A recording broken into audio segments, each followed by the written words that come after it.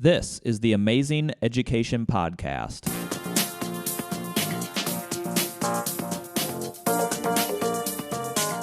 Powered by the Ames Community School District, I'm your host, Eric Smith. On today's episode, we are joined by Dr. Jennifer Ulie-Wells, Executive Director of Please Pass the Love, a nonprofit committed to providing school mental health supports.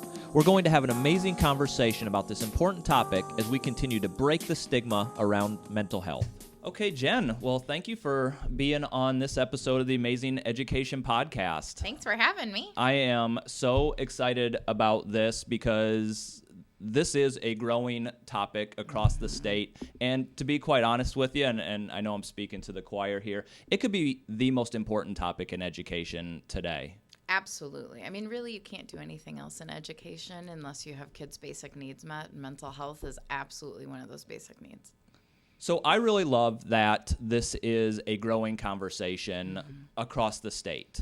So I think on today's episode, I think it would be absolutely great and fascinating to give an overview on what schools can do regarding mental health services. And so what do people get wrong about mental health? Yeah. Loaded question. Right. It's a big one. I think one of the biggest pieces with mental health is the stigma. So people, how they've always understood mental health has been a really stigmatized view of mental health where people attach words like crazy, psycho, and those contribute to people not wanting to get the help. I think one of the other big pieces is that people assume that especially our students have any more control over mental health than their own mental health than they would asthma or diabetes, that it's not really a disorder of a body part, that it's just something that kids are making up, and if they just work harder, they focus more, then they'll be okay. And it's not. It's something just like if you have an asthma attack, you can't will it out of yourself. And so asking a kid, for instance, in class, just behave, that's asking a lot of some kids that, their brains just aren't working the way that they should be.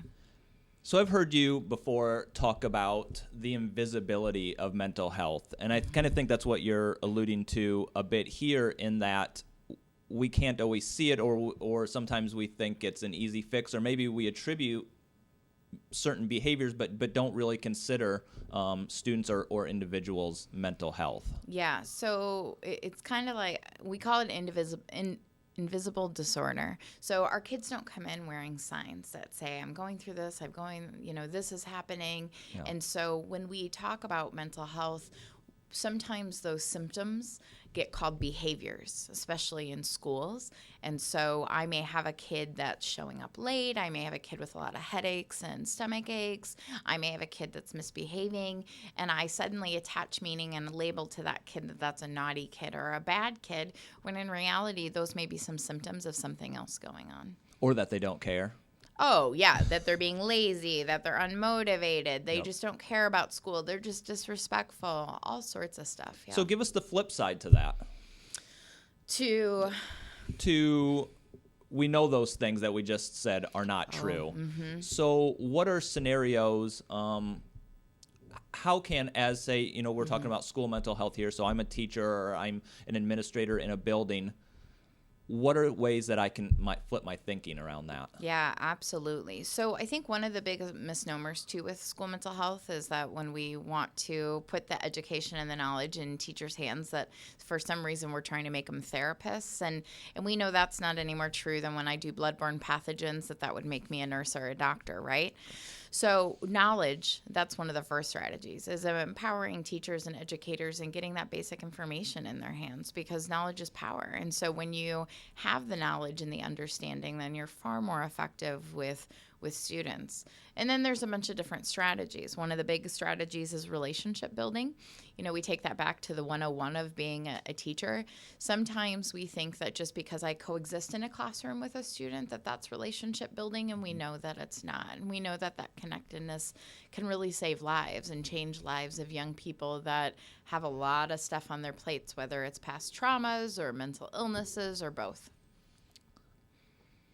So let's talk about mental health first aid, and let's start kind of basic in what is it, and what can teachers, what does it look like for teachers? Yeah, so there's there's actually three, but there's adult mental health first aid, there's youth mental health first aid, and they just came out with a teen mental health first aid that's being piloted across the nation, and there's actually at least a couple of spots in Iowa that it's being piloted at. The one that we encourage teachers to take is youth mental health first aid. It's an 8-hour course. In that course, they learn basic mental health information. So what might anxiety look like? What might depression look like? What are some of the biological causes, environmental triggers? What are some of the general information, so that as an educator walking into a classroom where in the past I may have seen some behaviors and created meaning on those based on what I was assuming, now I have some knowledge and I can make more of an informed assessment of what might be happening with students. That said, none of these classes are teaching educators to be therapists or to diagnose anything, but it just really helps to broaden our understanding so we can be more effective with kids. Do you think that is one of the things that is difficult for teachers without knowing what mental health first aid is? We talk a lot about school mental health, and it's a lot of the unknown, not knowing what to do. And I think that's an important distinction that you bring up, is what we're asking teachers to do and what we're not asking teachers to do. Mm-hmm. Can you dive even maybe a little bit more into that, in that we're not asking them to be therapists? Absolutely not. You couldn't pay me enough money to be a therapist. I'm a career educator, and I love teaching. What I could not do or would not be successful at would be doing therapy with kids. But what I know that I need to be successful, if I'm going to teach any young person my content, whether that's reading or science or math, I have to have the best version of them sitting in my classroom. And sometimes they don't come with that. And so when I can recognize symptoms to perhaps tell parents so that they can get help, when I can be my best self as a teacher because I understand better what they might be going through. And so in the past, when I would say, that kid is just disrespectful, they're lazy, they don't want to try in my class, then when I shift that, I find myself more effective, because then I'm able as an educator to use a totally different approach, not just with my kids that I know that need the help, but all of my kids, because I become more compassionate when I suddenly understand that I have a kid that's suffering in silence in my classroom, but it's just an organ that I can't see, or it's an organ that I just don't understand those symptoms as well. So when I start to get that, it makes me far more effective as a teacher.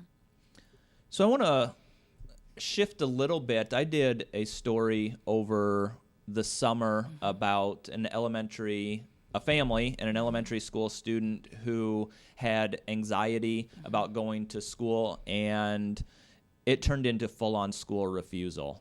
And I actually sat in on a meeting with the mom, and they're a great family. They have 3 kids, and with our superintendent, I sat in on this meeting, and the amount of effort that it took for her to reconcile what was happening in her family, it just took a lot, and she was very empowered by working with the school. I mean, she made both the superintendent and I cry in the meeting, because it turned into a success story, but the stigma was so strong for her for a while, and now she's using it as an empowering thing. Are you seeing that more across communities, or how strong is the stigma still around school mental health in general? Right. So as families try to approach this journey, it is very different than going to get a child help for, let's say, asthma.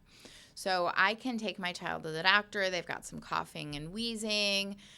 The doctor says you need to have your child have nebulizer treatments and you need an inhaler. At no point do I go and share that with my friends and somebody goes, oh my gosh, your child has asthma, they need an inhaler. That's very similar to the experience people have when they try to get their children help for mental health, or they fear that that's going to be people's responses. Because mental health is so not understood. And for instance, a lot of the legislative advocacy I do, I still have members of the House and the Senate that think mental health is just bad parenting, or they think that it's, people haven't done what they were supposed to be doing in terms of discipline, or they didn't love their children enough. And so as a parent, when you know that these narratives are out there, you start to get really squeamish.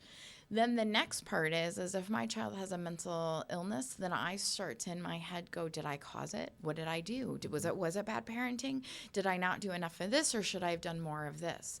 So parents know going into it that it's not the same as going to get your child help because they have croup, or they had the flu, or they have a cold, because people just don't understand that mental illness is a brain disorder. And so yes, across the community, that is very common, that people are very stigmatized.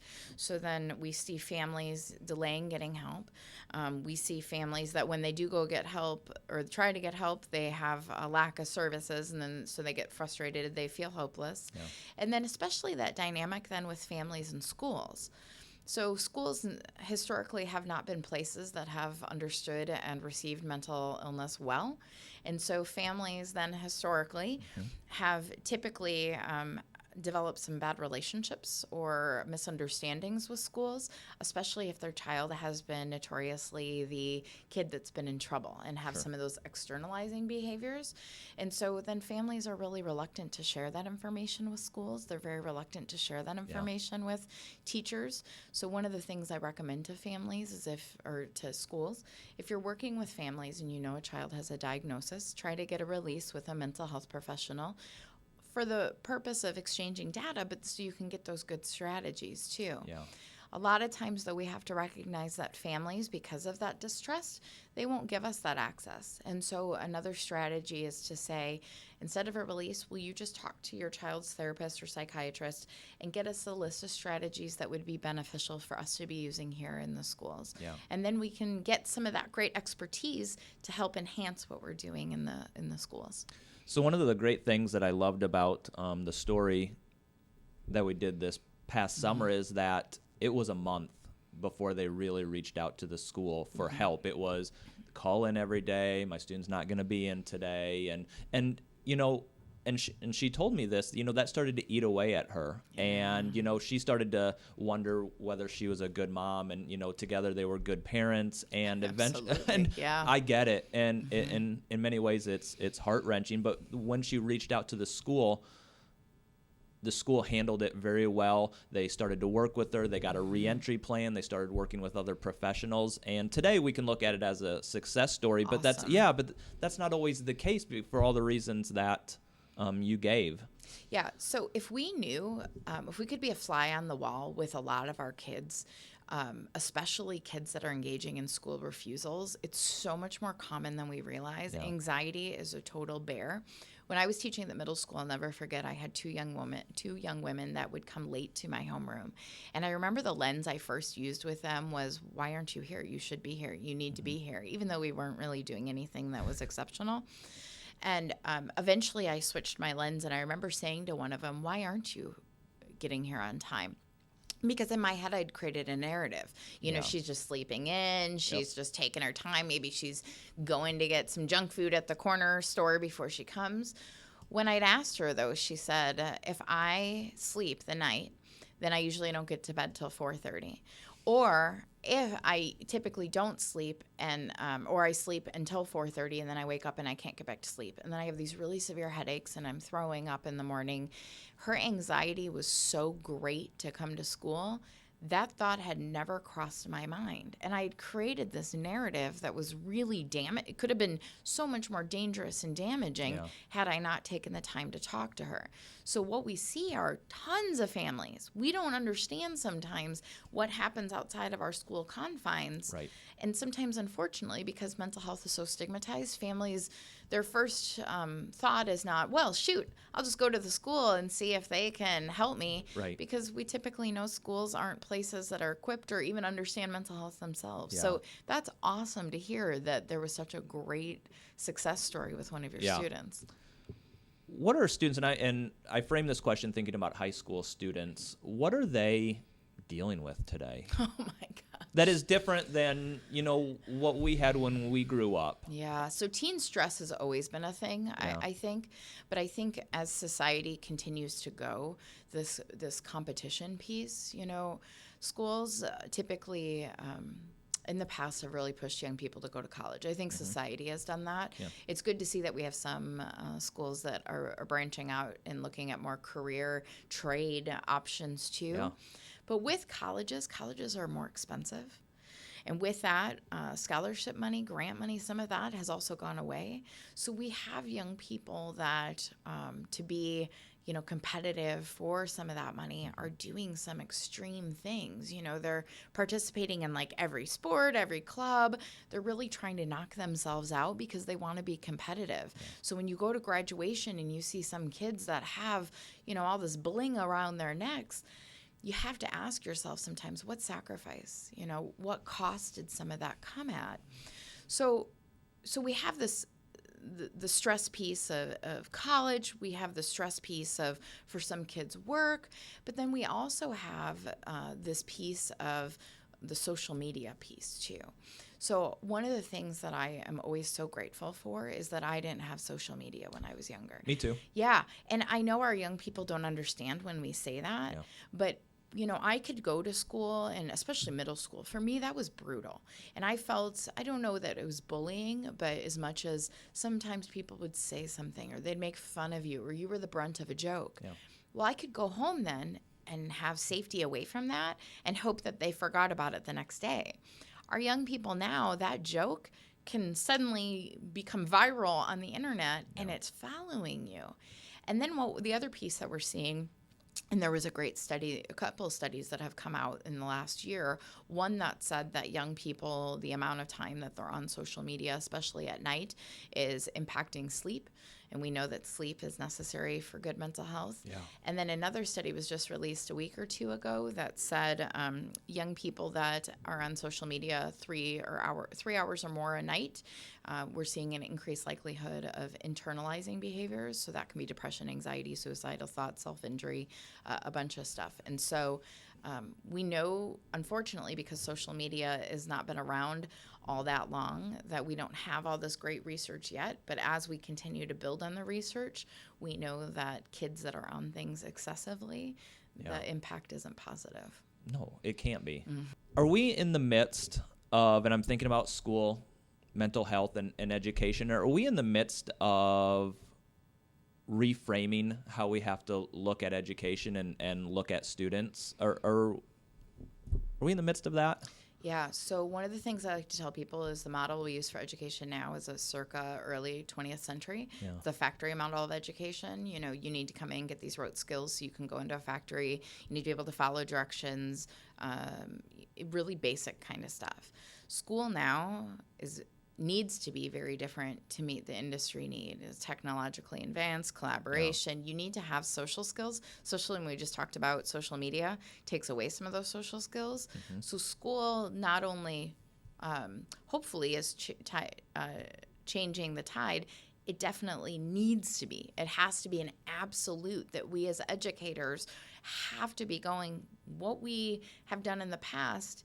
As times change, it can't always be working for the future. And that really marries itself perfectly for our social emotional needs. So we have an epidemic in Iowa. Suicide is the second leading cause of death for our young people. It's not getting any better. In fact, when we look nationally, the trend is going, unfortunately, north for suicide, but Iowa is already above that. Yeah. And our trajectory is going faster and farther than it absolutely should be. So we know that we have an epidemic. Iowa in 2019, finally, we have a children's mental health system. It hasn't been funded yet. So in theory, we have a great, things that are to come. And I hope that they're going to come. Yeah. We desperately need them to come. But all of that takes time. And so while that stuff is being set up, schools, they house most of the kids. So school mental health is taking schools that have the kids in mental health expertise and how do we put these together in ways that teachers aren't therapists, but how can we be focusing some of what we're doing on social emotional learning? Because if you ask teachers, what do you want for your students? Yeah. You very rarely will get a teacher that goes, I want them to be rich. I really hope that paper that they did is really the thing that drives them. Usually they say things like, I want them to be happy, healthy, functional adults. I want to make a difference for them, and I'm willing to do whatever it takes. Yeah. And so when we know that teachers are willing to do that, giving them the knowledge, giving them the skills, and giving them the strategies to tweak. Sometimes it is just that mind shift. When you can just kind of change the lens that you're using as a teacher, suddenly those kids that we've always called bad or naughty, and we look at them as maybe symptomatic of something else going on, that really starts to change how we then engage with those kids. How are we motivating those kids? How are we working with those kids?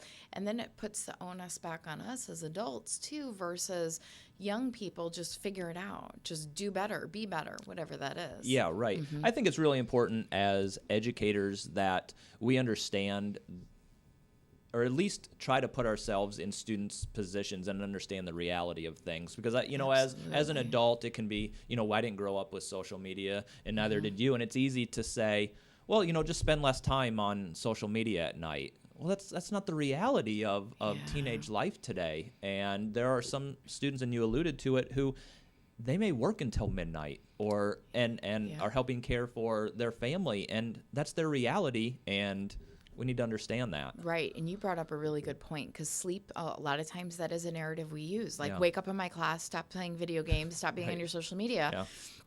When we know that actually sleep disruption is one of the biggest symptoms of a mental health issue. And so we always want, in those situations, to be thinking about, is this kid staying up late playing video games just because they want to do that, or they lay in bed for hours on end and they can't sleep, so eventually they get up and do something until they can fall asleep? Because it's a really different experience than when you shift your lens and look at a kid with a mental health or a trauma-sensitive lens.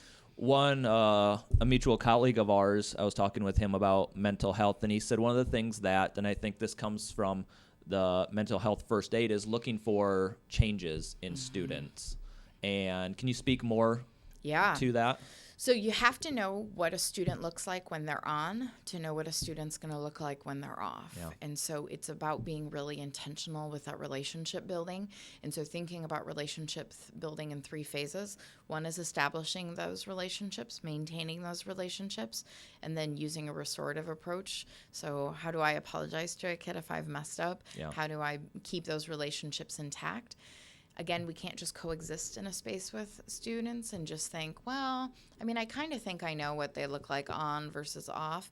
One of the best activities that I always challenge educators to do to collect data is, at any given day, you just ask your kids to get out a sheet of paper and write down the name of an adult they trust in the building, and to be able to write, I don't trust anybody, if they don't. What we usually find is that adults are surprised at how many kids don't have adults that they trust. Hopefully, many of your kids, most of your kids do, but those kids that don't have anybody, that's a recipe of disaster waiting to happen, right? Because what if then they don't have anybody at home? What if they don't feel like they have strong friend networks too? Who is that young person going to go to when things get bad? Because we know being a teenager is challenging. Yeah. We know that they're going to need help and direction, but if they don't feel like they have somebody they can go to, that's an issue. So we have to know what students look like when they're in a good place, to know what they're going to look like when they are maybe feeling more recluse. They're isolating away from friends. They're not enjoying things that they once enjoyed. But if we don't know those things to begin with, we're going to have a hard time knowing when they're wrong. So there are a lot of myths when it comes to first aid, and you mentioned a few stats already about suicide in teenagers on the rise. Here's a myth, and I want you to talk about it. Youth who threaten suicide just want attention. Right. So if we ever have a youth that threatens suicide, that tells us that something isn't right. So if somebody wants that attention, we absolutely want to give them that attention, and we want to make sure that a mental health professional teases out what's reality and what isn't, because one of the worst things ever, especially as an educator, is to just go, kids doing it for attention, and then God forbid something happens that night, and even from attention, they could hurt or kill themselves. Here's another one. Suicidal youth are intent on dying. No, that's absolutely a myth. So young people or anybody that has suicidal ideation doesn't want to die. They want the pain to be over. We call it suicidal ambivalence. But one of the things that we need to make sure as adults is that we're providing those networks for those young people and those trusting relationships so that they don't feel that sense of hopelessness. They feel like they have somebody that's in it to win it with them. It's an incredible way to reframe that whole topic. Yeah. If I talk about it with them, I'll plant a seed in their mind. Right. Yeah. That we hear that. I hear that with administrators across the state of Iowa. And for the record, that's a myth. It's absolutely a myth. We know that kids as young as 5, preschool kids, sometimes will say those things. Like I just said, the pain is there. Yeah. So young people that don't feel like or aren't able to get the help that they need, they don't feel supported, they have that hopelessness, they eventually can act on things. So as adults, when we say we're planting the seed, we're not. The seed's already there. So as adults, then we have a choice to make. Are we going to be the gatekeepers to getting them the help they need? Or are we going to hope that the same kids that can't get their homework out of their backpack and get it turned in are going to somehow navigate the system of crisis when they're in it? That's just absolutely ludicrous.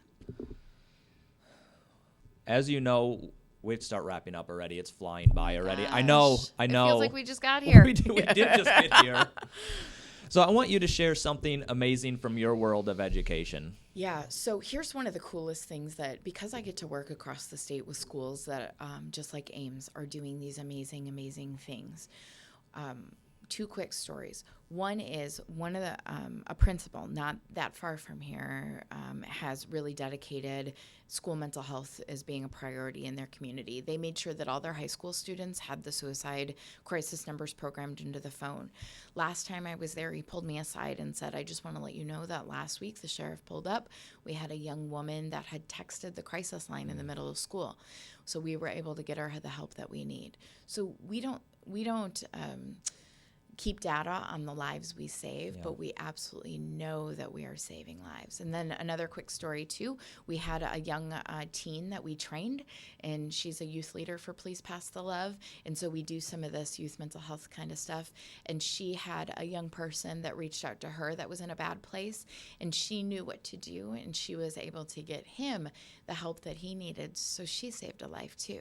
So I think my biggest victory or my biggest takeaway from this is that when we do these things, it isn't always a perfect science, but we don't necessarily know the impact, but we know that it's there. Yeah. Doing nothing, we know what the results of that are. Yeah. So even the smallest things sometimes can have the most enormous impact. And so that's really exciting.